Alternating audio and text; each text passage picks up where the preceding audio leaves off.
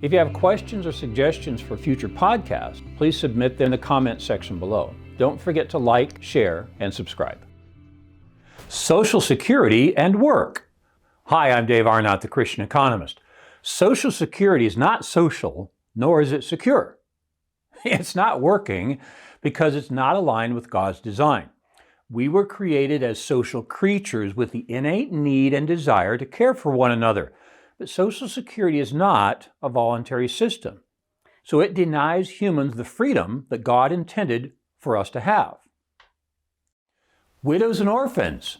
James 1:27 says, "Religion that is pure and undefiled before God the Father is this, to visit orphans and widows in their affliction." It mentions those two groups because they didn't own land. In the agrarian economy of the first century, if you didn't own land, you couldn't supply your own needs. And so someone had to do it for you. And that someone was the church, which is made up of neighbors and friends of those widows and orphans. But on August 14, 1935, Congress decided the federal government should take over that role, and Social Security was born. But here's the problem. The government has no money. It must take before it can give. So it violates the 8th commandment against stealing. The church, however, can give without taking. Okay, Abraham Kuyper called this idea sphere sovereignty, that different spheres are sovereign over different parts of our lives. In biblical directives, the first supplier of needs for the poor was supposed to be the family, then the church. So if a breadwinner died, it was his brother's responsibility to take care of the destitute family. It's clearly a violation of biblical principles for the poor to be cared for by the government. And as I'll point out later, the program has grown well beyond caring only for the poor. The government should punish evil but not do good. The church should do good but not punish evil. That statement by my fellow Christian economist Art Lindsley makes a clear assignment of God's missions for the church and the government, meaning their spheres. But government just can't keep its hands out of the cookie jar. We really should expect that, shouldn't we? We know government officials are fallen, so some means of control is necessary. In the first 48 years of the Social Security program, they were controlled by keeping Social Security separate. Then in 1983, Congress was looking for sources of revenue and they spotted the Social Security Trust Fund. They put their hand in the cookie jar by borrowing against it. Here's at least two problems with Social Security. It's not social and it's not secure. It's not social. What's social about forcing people to give up their hard-earned money so Congress can redistribute it to someone else? I particularly feel sorry for the 20-year-olds in my class at Dallas Baptist University. They're going to pay for my Social Security, yet they will never get any of their money back. As I was explaining to them just this week, that's why we like markets, because they are voluntary. Social Security is forced. And if you want a general trend, it is that the Bible favors voluntary exchanges, not forced extractions from unwilling people. It's not secure. Travis Nix authored an article in the Wall Street Journal recently titled, "Higher Taxes Won't Save Social Security." He points out that the Social Security Administration forecasts that without benefit cuts or structural reforms, the entitlement program will run out of money in 2035. Yeah, I cited a Congressional Budget Office data recently that pegs that year at 2033. Social Security is currently funded through payroll taxes paid by both the employer and the employee at 6.2% each for the first $162,000 earned. Legislators are considering the idea of lifting that payroll tax cap above $162K. The resulting increase in revenue would do little more than delay the inevitable by extending the program's life just a few years. But the main purpose of the tax hike would be to let politicians avoid making the difficult decisions that might put Social Security on the path to long-term solvency. But we should expect fallen legislators to simply kick the can down the road as they've done for decades. Work is good. Now, that's one of the 10 biblical commandments of economics that Sergei Sudamatov and I wrote about in our book, Biblical Economic Policy. Removing the cap from Social Security deductions will harm the American economy by discouraging work. Uncapping the payroll tax is anti-worker in all regards. It will directly reduce people's take-home pay, decreasing the incentive to work and pushing some of the most innovative workers out of the productive economy. Where will they go? Well, living off other government programs is probably a pretty good guess. See, if work is good, we should have policies that promote it, not discourage it. Unions, unemployment benefits, minimum wage, and income tax are just a few policies that discourage work. We have grown so accustomed to policies that discourage work that they just seem normal. Well, they shouldn't. Yet, Thomas Sowell calls this the march of foolishness, and he's right. In a Christian worldview, we see work as a part of creation, not the fall. Work is good, and we should encourage it. Our policies are upside down in America. In their book, Extreme Leadership, Jocko Willink and Leif Babin clearly state, you get the behavior you tolerate. Yeah, that's correct.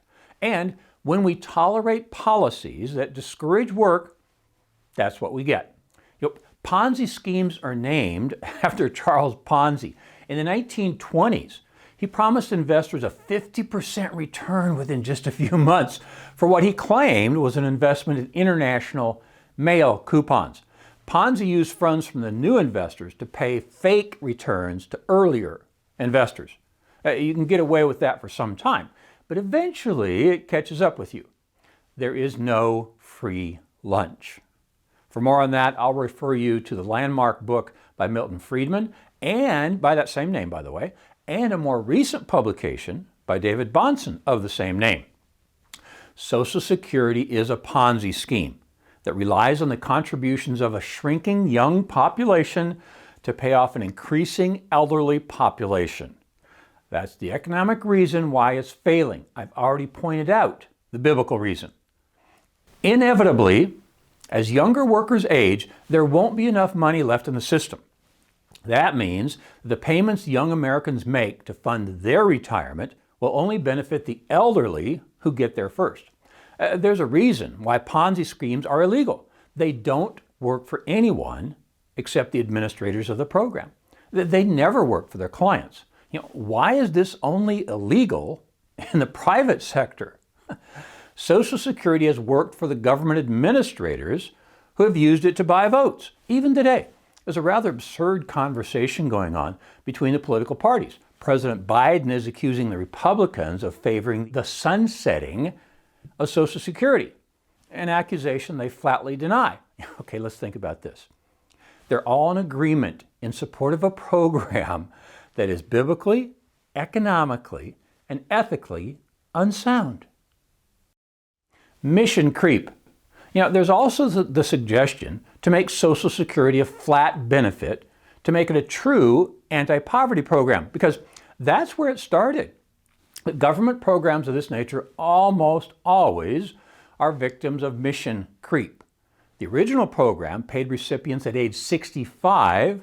That's when the average life expectancy was between 58 and 60. So only 18% of the population lived long enough to claim Social Security. Now it's a retirement and survivors program at an age where 82% of the population will live long enough to be eligible recipients. I've heard reasonable people claim that Social Security was an individual program. See, the idea was that my money was put in my account and returned to me in old age. Well, it was never done that way. Taxes were collected for the first time on Social Security in January of 1937, and the first one-time lump sum payments were made that very same month.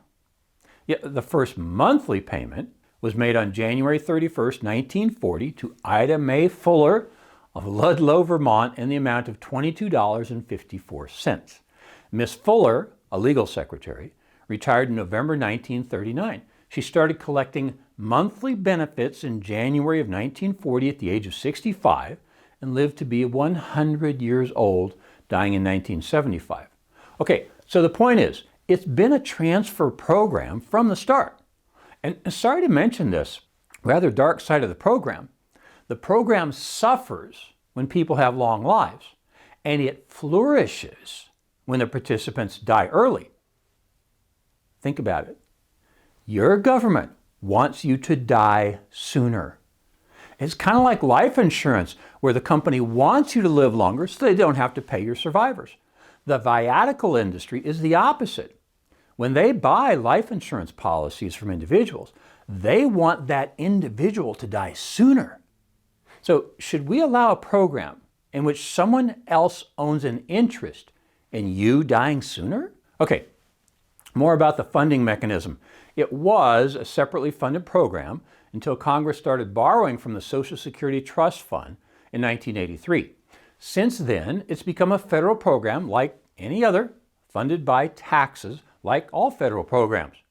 President George Bush tried to privatize Social Security in his second term, but he couldn't get support, even from his fellow Republicans. Social Security has been called the third rail of government. Now, that metaphor is borrowed from the electric train system. Train cars rest on the two rails and gain their electrical current from the third rail. If you touch it, you die. And every legislator knows that if they touch Social Security, their political life will end.